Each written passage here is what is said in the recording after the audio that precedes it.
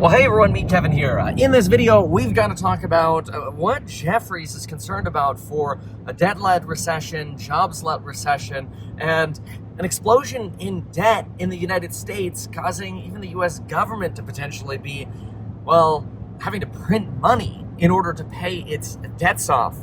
This post here is inspired by Jefferies, which we broke down some of the aspects of what we're going to talk about here on ehack.com, as I always like to. And what I want to start with is right here on eHack, I want to start with this chart. So what this chart here is it shows us the lack of private sector hiring that we're starting to get in various different jobs reports, including June, September, October, and this chart doesn't even yet show December, but December's private sector hiring, the exception of leisure and hospitality, was also exceptionally low. Leisure and hospitality did have a rebound, though, in December once we show that number. However, the point is, a lot of the foundation of these job gains, in fact, just the healthcare, social assistance, and government sectors are a lot larger than what we've previously seen.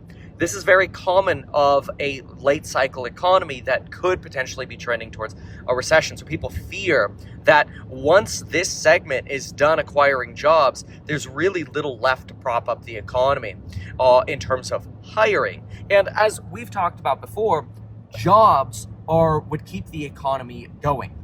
I think the most practical way to think about this is always, look, if you're in an expensive area like LA or San Diego or Manhattan, why is housing so expensive? Why is rent so expensive? It's because there's job availability.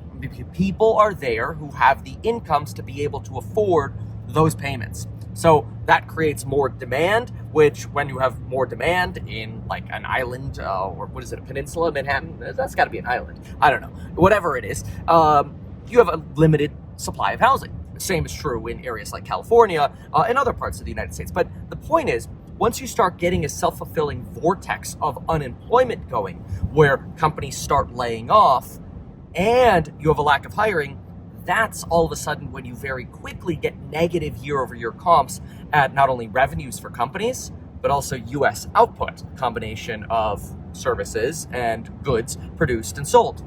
Remember, the consumer makes up about 70 to 72% of the economy, depending on the year we actually take that measurement. But look at another concern. So something that at the end of this post on Jefferies that I didn't like seeing at all was, look at this. U.S. federal government annualized net interest payments as a percentage of government receipts. Okay, so we have to understand this a little bit. Government receipts are basically the tax revenues that the government takes in. Now, there isn't a perfect proxy for this, but what we can do is we can take the St. Louis Fed chart on federal government net interest payments as a percentage of GDP. And we'll see a somewhat similar increase here in a moment, but there's something special about what this chart isn't showing us. But first, let's consider the risks of this.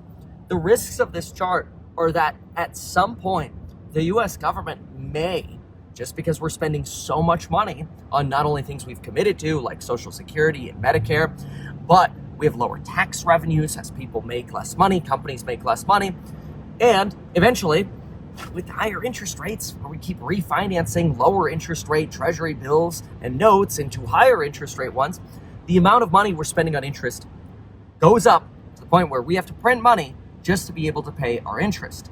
Jeffrey says we are not far away from that point. Now, I want to know, what's the implication of that? What does that mean when our debt payments go so high? Well, there are a few initial things that we think of. Of course, we think about the potential collapse of the US dollar and the collapse of trust in the American currency, which then eventually turns into this potential inflationary disaster where you turn into like a Venezuela, right? Where when people don't trust your currency anymore, what happens? People dump your currency and people don't want to accept your currency anymore. They start using maybe a currency like gold, or maybe something that could be more functional than gold, quite frankly, a cryptocurrency. And so maybe a lot of people speculate that's why you have folks at the SEC, potentially like Gary Gensler, saying, what do we need a digital cryptocurrency for? We already have a digital dollar. And perhaps that's also why you see people like Jamie Dimon over at JP Morgan suggesting, hey, if I were the government, I would kill cryptocurrencies. Interesting. There is quite literally an interest in preserving the US dollar and the existing system because it presently does enable us to print money to pay the interest on the debt that we printed to pay for the things that we can't afford to pay for. And the sort of system kind of keeps cycling. So the question is, until it becomes a problem, is it a problem? Well, what I wanted to do as a proxy for this is look at the St. Louis Fed Federal Reserve. This is their like educational department. But anyway, I like this chart. This one I thought was very interesting. So this is the federal government's current expenditures, interest payments divided by GDP. Now note, this is interest payments divided by GDP rather than government, how should I say, revenues. However, they tend to correlate because obviously as GDP goes up, there is generally more tax revenue for the government unless they're substantially lowering taxes, right? So assuming taxes are equal, this should be a roughly equal proxy. But what I wanted to do is look at this chart compared to the Jeffries chart. And you'll see something really interesting in the Jeffries chart. They cut their chart off here in 1994. And so I thought, interesting. That was a previous high. Why did they cut off in 1994 to kind of show that we were about to barrel past 1994? Well, I think the reason is when you actually extend the chart further back, all the way back to 1947, their argument becomes less desirable because 1994 sits about here. We actually had two prior peaks. We had a peak over here in 84, 85 and 90, 91 during the early 90s recession. So we had these two peaks here. Now, keep in mind, their chart goes up a little higher to around here, and that's because they're annualizing the latest data on the right here. They're basically taking the last 6 months and multiplying it by 2, for example, and that's going to exacerbate how high this line looks. Fine, those are two little adjustments that I actually think are kind of a big deal for understanding. Mostly because now what I want to do is I want to see, well, what did the stock market do during this environment over here between the 80s and 90s? What happened? Well, take a look at this. Here's 82, the end of sort of the Paul Volcker hikes. And over here is the 90s recession. And if you draw a line between 82, let's say, and 92, you can basically see it's, volatile, but kind of straight up. Almost, dare I say, like a Nike swoosh. Oh, not that again. By the way, side note, I'm really excited that I was able to actually spike my hair again. That's kind of cool. A. B. Remember, you can see my research over at ehack.com totally for free, including my take on Coinbase. I gotta make a video on that one. I haven't done that yet, but yeah, I did some numbers over there on Coinbase, so check that out. So, okay, but bottom line on this debt crisis, I want to be exceptionally clear. The amount of spending our government does is unsustainable, and there are ways you can solve it.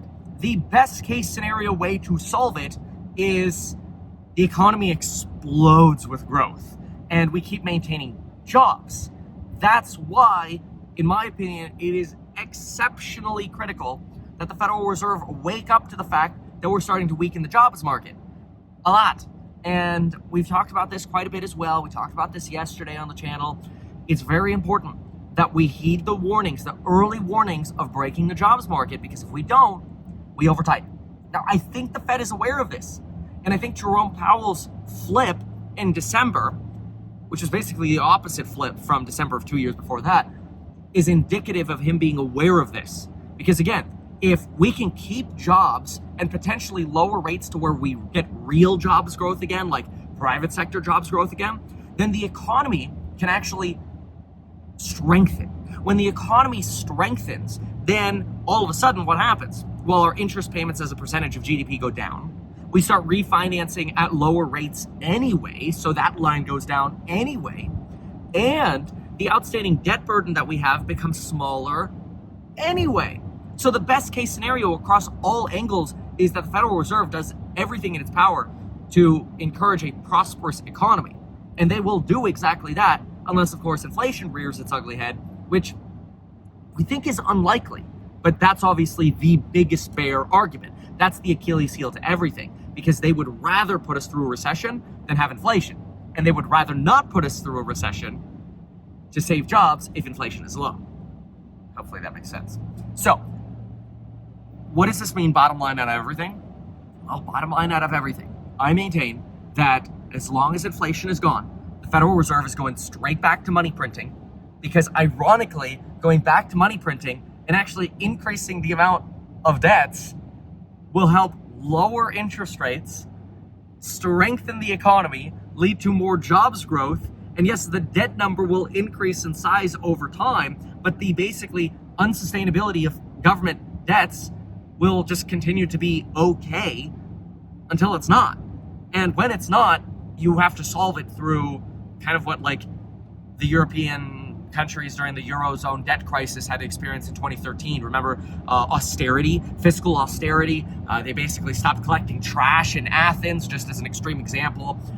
They cut service substantially, cut jobs. It's a miserable time. That's a deflationary, recessionary, miserable period of time. Austerity sucks. The road sucks. Nobody fixes graffiti. Ambulance, police response times plummet. Road conditions tatter up. It actually becomes harder to operate businesses in a strong economy in those times. So again, your choices are spend less.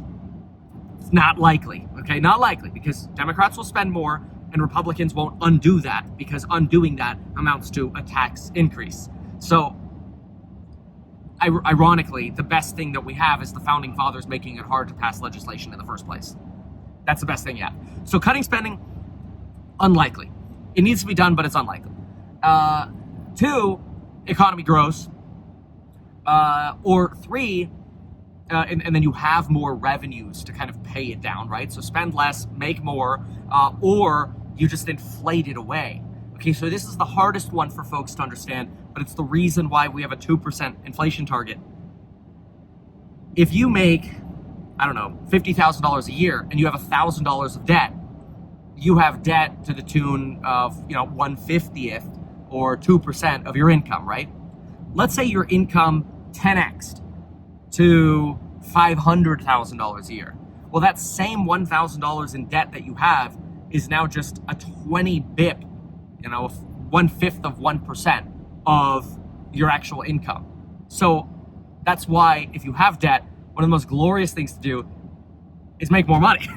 Of course, that's easier said than done. But if you have a money printer, it's not that hard. It's crazy. And I know when people hear this, it's like, Kevin, this is all a crazy Ponzi. Yes, but just know the rules of the game and play the game. In the meantime, now it's raining instead of snowing. All right, I actually kind of preferred the snow.